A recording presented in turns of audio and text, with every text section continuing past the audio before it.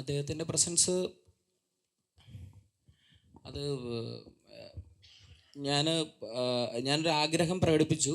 അതായത് മമ്മൂട്ടിയുടെ സൗണ്ട് അവിടെ വന്നാൽ അടിപൊളിയായിരിക്കും, അല്ലെങ്കിൽ കുറച്ചുകൂടി കണക്റ്റഡ് ആയിരിക്കും, നമ്മൾ പറയുന്ന ഈ സ്റ്റേറ്റ്മെൻറ്റ് കുറച്ചും കൂടി എല്ലാവരിലേക്ക് എത്തും. അപ്പോൾ എല്ലാവരിലേക്കും എത്തിക്കാൻ പറ്റും എന്ന് വിചാരിച്ചിട്ടാണ് ഞാൻ മമ്മൂക്കാൻ്റെ അടുക്ക പോയത്. ഞാൻ ഇതിൻ്റെ ഒരു ബേസിക് സ്ട്രക്ചറും കാര്യങ്ങളും എല്ലാം കാണിച്ചു കൊടുത്തു, ഒന്ന് പറഞ്ഞു കൊടുത്തു. പറഞ്ഞു കൊടുത്തു കഴിഞ്ഞപ്പോൾ മമ്മൂക്ക അത് എനിക്ക് ആ ഡയലോഗ്സ് അല്ലെങ്കിൽ അത് പറഞ്ഞു തന്നു. അതുകൊണ്ട് ആ ഒരു ഡിസ്കഷന് ശേഷമായിരിക്കാം മമ്മൂക്ക ഈ സിനിമയെ സപ്പോർട്ട് ചെയ്യണം എന്നൊരു ഒരു ചിന്ത അദ്ദേഹത്തിന് ഉണ്ടായിട്ടുണ്ടാവാം. അദ്ദേഹം വന്നു, ഈ സിനിമയെ സപ്പോർട്ട് ചെയ്തു. ഇപ്പോൾ ഈ സിനിമ എല്ലാവർക്കും കാണാനായിട്ടുള്ളൊരു താല്പര്യത്തിലാണ് ഇപ്പോൾ എല്ലാവരും ഇരിക്കുന്നത്. അല്ലെങ്കിൽ ഗപ്പിയൊക്കെ ഞാൻ ഒരുപാട് ട്രൈ ചെയ്തു എല്ലാവരിലേക്കും ഒന്ന് എത്തിക്കാൻ, പക്ഷെ പറ്റിയില്ലായിരുന്നു.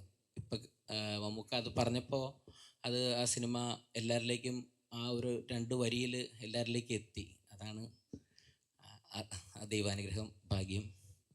പിന്നെ ബ്രോ, ഈ അസിസ്റ്റൻ്റായിട്ട് തുടങ്ങിയ ആളാണ്, അപ്പോൾ ഒരുപാട് അസിസ്റ്റൻ്റ് ഡയറക്ടേഴ്സിനെ കണ്ടിട്ടുണ്ടാവും. ശരിക്കും റിയൽ ലൈഫിൽ ഒരുപാട് റെഫറൻസുകൾ എടുത്തിട്ടുണ്ടെന്ന് അറിയാം.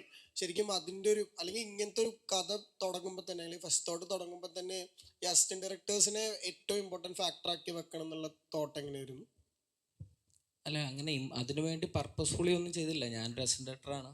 ഞാൻ കണ്ടതും കേട്ടതുമായിട്ടുള്ള സിനിമകളിലെ കുറേ കഥകൾ ഇതിനകത്ത് വന്നു പോയിട്ടുണ്ട്. എല്ലാം ഞാൻ എക്സ്പീരിയൻസ് ചെയ്തിട്ടുള്ളതൊന്നുമല്ല, പക്ഷേ ഞാൻ കേട്ട കുറേ കഥകളുമൊക്കെ ഇതിനകത്ത് ഭയങ്കര ഫണ്ണായിട്ട് ഫാൻറ്റസി ആയിട്ടൊക്കെ നമ്മൾ കാണിച്ചേക്കുവാണ്.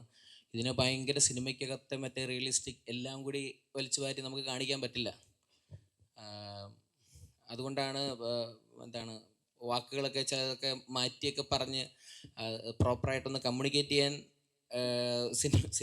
സിനിമയിൽ കമ്മ്യൂണിക്കേറ്റ് ചെയ്യാൻ ട്രൈ ചെയ്തപ്പോൾ ചില ഫൗൾ ഡയലോഗുകളും ലാംഗ്വേജൊക്കെ വന്നിട്ടുണ്ട്. പക്ഷേ അത് വേണം, അതുണ്ടെങ്കിൽ മാത്രമേ ഉള്ളൂ ഇത് കംപ്ലീറ്റ് ആവത്തുള്ളൂ എന്ന് വിചാരിച്ചിട്ടൊക്കെയാണ്.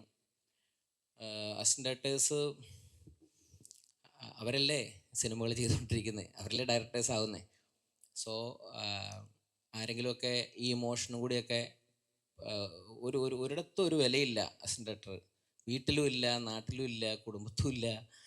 അപ്പോൾ അവരെയൊക്കെ കേന്ദ്രകഥാപാത്രമാക്കി ഒരു സിനിമയൊക്കെ ചെയ്യാൻ പറ്റുക എന്ന് പറഞ്ഞാൽ അത് ഒരു അസിസ്റ്റൻ്റ് ഡയറക്ടറായിട്ട് അതിൻ്റെ പെയിനൊക്കെ അനുഭവിച്ചിരിക്കുന്ന ആർക്കേ പറ്റുള്ളൂ. അപ്പോൾ അതുകൊണ്ട് അങ്ങനെ അങ്ങ് ചെയ്താൽ